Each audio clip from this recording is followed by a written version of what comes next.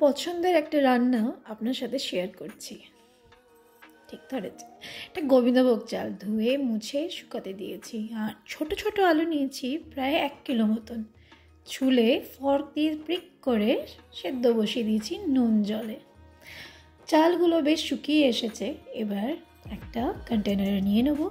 তাতে 1 চা চামচ গরম মশলা, 1/4 teaspoon turmeric powder, 2 table spoon ঘি দিয়ে ভালো করে এটাকে মেখে প্রায় 1 ঘন্টার জন্যে রেখে দেবো।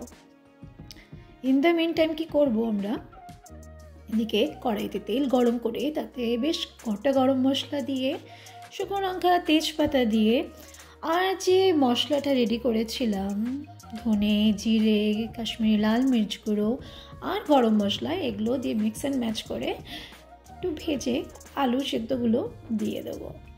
এবার পাশে কড়াইতে ঘি গরম করে তাতে গোটা গরম মশলা, তেজপাতা দিয়ে, একটু কাজু, অল্প কিশমিশ দিয়ে ভালো করে হালকা রোস্টের মতন করে নেব।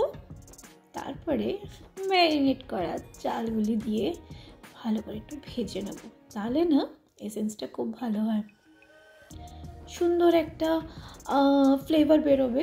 তখন তাতে জল অ্যাড করব। লাইক যদি 2 কাপ চাল হয় তাহলে 4 কাপ জল অ্যাড হবে, বাট আমি 4 কাপ অ্যাড করিনি, প্রথমে আমি 2 কাপই অ্যাড করেছি। এবার বেশ কিছুটা ফুটে উঠবে, তখন আমি 1 কাপ আরও দেব, দিয়ে ঢেকে রাখবো। জল কিন্তু গরম অ্যাড করেছিলাম। দেখুন আলুগুলো বেশ কষে এসেছে মশলার মধ্যে, রাইট? এবার কি করব, এটাতে ছোটো কাপের 1 কাপ গরম জল দেব, দিয়ে বেশ ফোটার জন্যে ছেড়ে দেবো। পাশাপাশি চট করে দেখি আমার বাসন্তী পোলাওয়ের কী অবস্থা। হ্যাঁ, বাস হয়ে এসেছে। কি করলাম, চট করে এবার একটু নুন, একটু চিনি দিয়ে আবার নেড়ে ঢেকে দিলাম। দেখুন 2 দিকে কিন্তু পাশাপাশি আমার দুটোই সুস্বাদু রান্না তৈরি হয়ে যাচ্ছে। এইবার ক্যাশু নাটস আর মেলন সিডসের পেস্ট দিয়ে ভালো করে মেখে নিচ্ছি। এটাতে আমি প্রায় 2 টেবিল স্পুনের মতন একটুখানি মটরশুঁটিও অ্যাড করেছিলাম। ভালো লাগে না আলুর দমে? চলুন, আমার কিন্তু বাসন্তী পোলাও রেডি, আর পাশাপাশি আলুদমটাও রেডি। দেখুন একটু ঝুরঝুরে টাইপেরই হয়েছে, তবে নেড়ে চেড়ে আমি আরও 10 মিনিট ঢেকে রেখেছিলাম।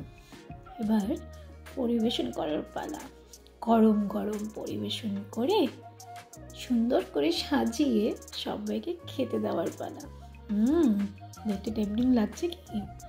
যদি লেগে থাকে অবশ্যই বানাবেন। সত্যি খুবই সিম্পল রেসিপি আর দারুণভাবে হয়ে যায়, শুধু মাপটা একটু খেয়াল রাখতে লাগে। আমি যদি বানাতে পারি, আপনারাও বানাতে পারবেন। আপনারাও তো জিনিয়াস, রাইট? ওকে, এবার পুজোতে বাসন্তী পোলাওর সাথে আলুর দম অবশ্যই বানিয়ে খাবেন, অ্যান্ড আমাকে জানাবেন কেমন খেয়েছে। যা